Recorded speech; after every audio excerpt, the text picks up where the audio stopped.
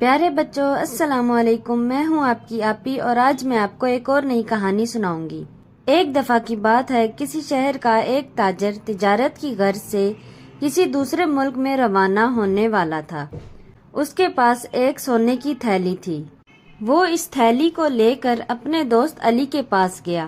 اس نے کہا، میں کچھ عرصے کے لیے ملک سے باہر جا رہا ہوں، میری یہ تھیلی بطور امانت رکھ لیں، میں واپس آ کر لے لوں گا۔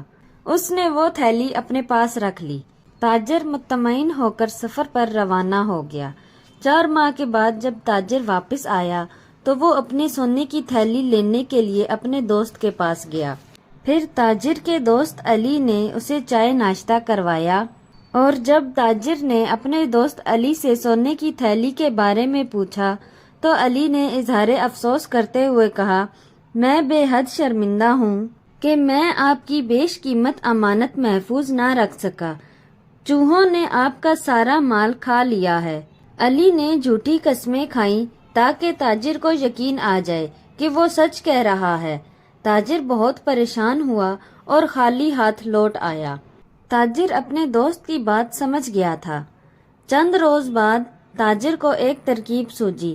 اس نے اپنے دوست علی کو پوری فیملی سمیت اپنے گھر دعوت پر بلایا۔ کھانا کھانے کے دوران تاجر نے آنکھ بچا کر علی کے چھوٹے بیٹے کو کہیں چھپا دیا۔ جب وہ لوگ کھانے سے فارغ ہوئے تو دیکھا کہ چھوٹا بیٹا غائب ہے۔ انہوں نے ادھر ادھر تلاش کیا لیکن بچہ نہ ملا۔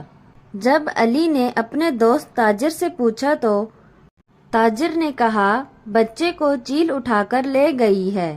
پھر دوست علی نے کہا، یہ کیسے ممکن ہے کہ اتنے بڑے بچے کو چیل کیسے اٹھا کر لے جا سکتی ہے؟ پھر تاجر نے کہا کہ ہمارے شہر کا باوا آدم ہی نرالا ہے کہ جس شہر میں چوہے 5 کلو سونا کھا سکتے ہیں، وہ چیل کے لیے بچے کو اٹھا کر لے جانا کون سی مشکل یا ناممکن بات ہو سکتی ہے؟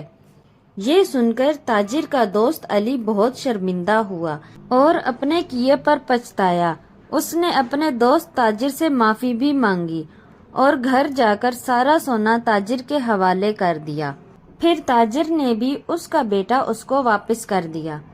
پیارے بچوں، ہمیں دوسروں کے مال پر نظر نہیں رکھنی چاہیے اور امانت میں خیانت نہیں کرنی چاہیے۔ امانت میں خیانت کرنا بری بات ہے۔ امید کرتی ہوں کہ آپ کو یہ میری کہانی بہت پسند آئی ہوگی۔ اب مجھے اجازت دیں تاکہ میں آپ کے لیے ایک اور نئی اچھی کہانی لا سکوں۔ اللہ حافظ۔